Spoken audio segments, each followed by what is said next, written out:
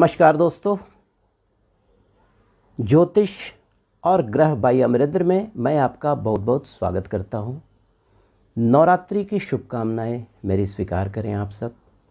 दोस्तों, आज मैं एक ऐसे वीडियो को लेकर आया हूं क्योंकि नवरात्रि आने वाला है और नवरात्रि में हम सभी मिलकर माँ दुर्गा की आराधना, माँ दुर्गा की पूजा विभिन्न तरीके से 9 दिन तक 10 दिन तक बड़े धूमधाम से करते हैं।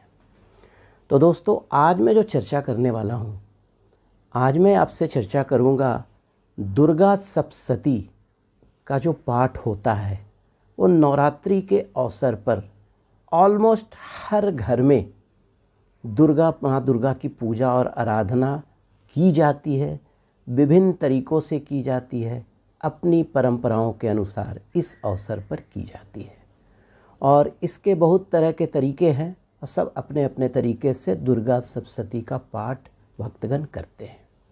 तो मैं आज छोटा सा प्रयास किया हूँ कि आप लोग को अवगत कराऊँ कि अगर दुर्गा सप्तशती का पाठ करते हैं तो किस तरह से करें कि भगवान की माता की कृपा इन नवरात्रा में आपको मिले।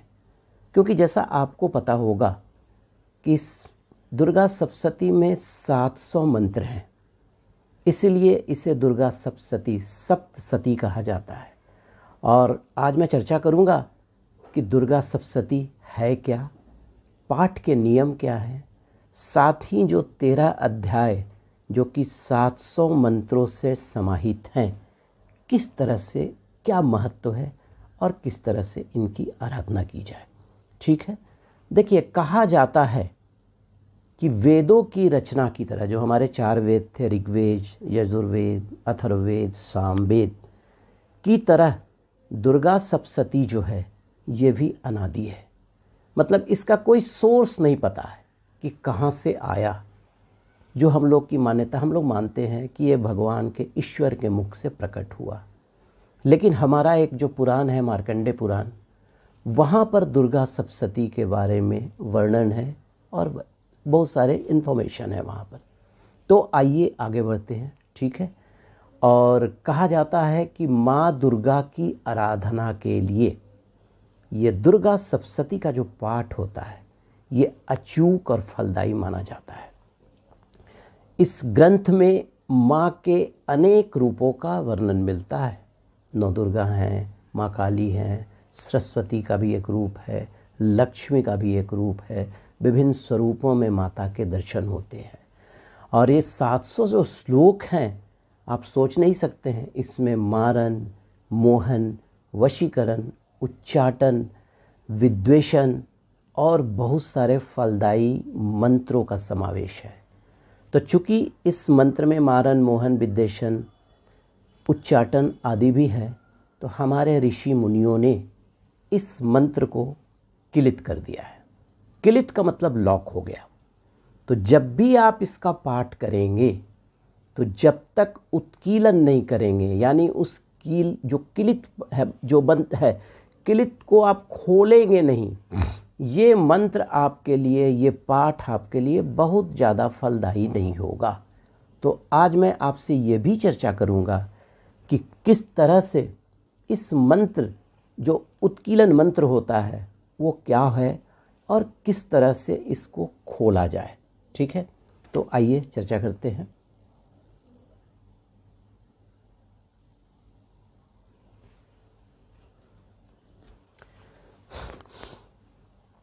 देखिए,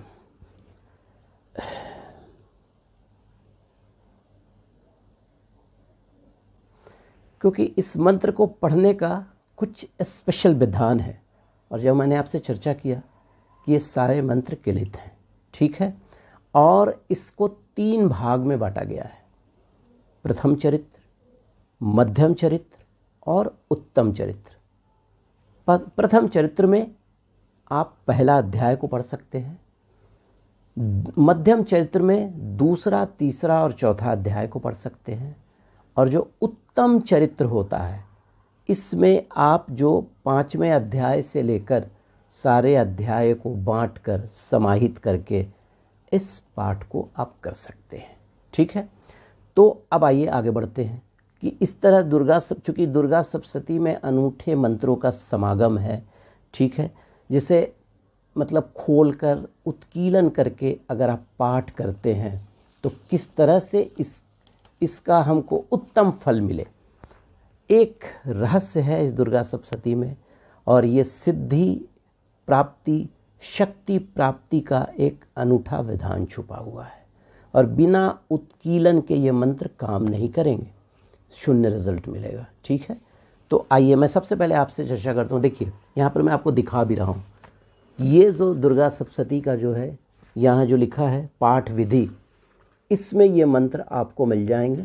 और वो मंत्र देखिए, वैसे बहुत सारे मंत्र उसमें, रुद्रामल तंत्र में कुछ और मंत्र है उत्कीलन के लिए, मारीच तंत्र में कुछ और भी मंत्र है उत्कीलन के लिए, और भी बहुत सारे तरीके हैं।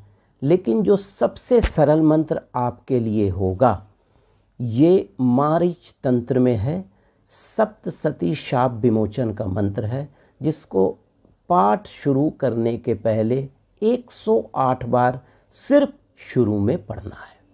देखिए आप इसको नोट करें, क्योंकि देखिए रुद्रामल तंत्र में जो मंत्र है वो कुछ बड़ा है, कुछ और भी मंत्र हैं उस पर चर्चा मैं अभी करूंगा पहले। लेकिन ये बताऊं कि इस मंत्र को जब भी आप पाठ शुरू करते हैं तो 108 बार इस मंत्र को आप पढ़ लें, उसके बाद पाठ शुरू करें। फिर मैं बताऊंगा कि किस तरह से पाठ को शुरू करना है, ठीक है। देखिए ये मंत्र है ओम श्रीं श्रीं क्लीं हूं ओम ऐं क्षोभय मोहय उत्कीलय उत्कीलय उत्कीलय ठंग ठंग। फिर से मैं एक बार बोल दे रहा हूँ, ओम श्रीं श्रीं क्लीं हूं ओम ऐं क्षोभय मोहय उत्कीलय उत्कीलय उत्कीलय ठंग ठंग। इस मंत्र को आप 108 बार पढ़ लीजिए, रुद्राक्ष की माला से पढ़ लीजिए, सबसे सरल है, नहीं तो तुलसी की माला ले आइए, ठीक है। इसको एक बार पढ़ना, अंत में नहीं पढ़ना है।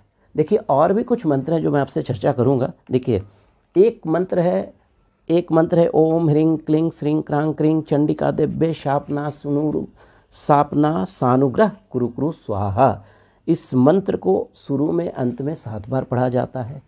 एक मंत्र है ओम श्रीं क्लीं ह्रीं सप्तशती चंडिके उत्कीलन कुरु कुरु स्वाहा।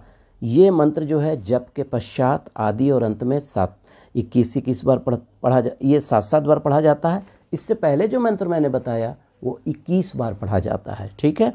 अब एक मंत्र जो है ये शुरू में और अंत में भी 7 बार पढ़ा जाता है। ओम ह्रीं ह्रीं बंग बंग ऐं ऐं मृत संजीवनी विद्ये मृत्यु उत्थापे उत्थापे क्लीं ह्रीं बंग स्वाहा। तो इसमें ऐसा विधान है कि शुरू में भी पढ़ना पड़ता है 7 बार, अंत। तो इससे अच्छा है कि जो हमारे मारीच कल्प में सप्तशती शाप विमोचन का जो मंत्र है हम उसको पढ़ेंगे, ठीक है। तो ये हो गया। लेकिन सबसे पहले अगर आप सप्तशती का पाठ शुरू करते हैं तो देखिए मैं यहाँ पे दिखाना चाह रहा हूँ आपको। देखिए इस पेज को निकालिएगा, पाठ विधि लिखा है, वहाँ पे सबसे पहले 4 मंत्र हैं छोटे से। जल ले लेंगे हाथ में, ओम ऐं आत्म तत्व सोध्यामि नमः स्वाहा करके ऐसे ले लेंगे। ये 4 मंत्र हैं, उसको आप पढ़ेंगे। उसके बाद संकल्प जरूर करेंगे। इसमें संकल्प लिखा है ओम विष्णु विष्णु ओम नमः परमात्मने पुराणो पुरुषोत्तर मत्स्य करके जो द्वितीय परार्ध श्री श्वेत भरा कल्पे वैप स्वमन मंत्र अष्टावसंतित में ये सारी चीज़ें कर लेंगे, संकल्प कर लेंगे। उसके बाद इस पुस्तक की पूजा जरूर करेंगे, कुछ नहीं करना है, फूल रख देंगे, अक्षत रख देंगे। देखिए इसमें मंत्र में लिखा है ओम नमो दिव्ये महादिव्ये शिवाय सतंत नमः नमः प्रकृते भद्राय नेता प्रणताम स्मताम। इस मंत्र को पढ़कर आप पूजा कर लेंगे। इस मंत्र को भी आप पढ़ सकते हैं, ध्यात्वा देवी पंच पूजा कृत्वा योन्या प्रणयमच आधार स्थाप्य मूलेन स्थाप्य ये तत्र पुस्तकम करके रख देंगे। ये पुस्तक की पूजा हो गई। उसके बाद आप कीलक मंत्र को पढ़ लेंगे। अब कीलक मंत्र पढ़ने के बाद आप कवच, दिव्या कवचम जिसको हम लोग बोलते हैं उसको पढ़ लें, अर्गला स्त्रोत को पढ़ लें, कीलकम को पढ़ लें।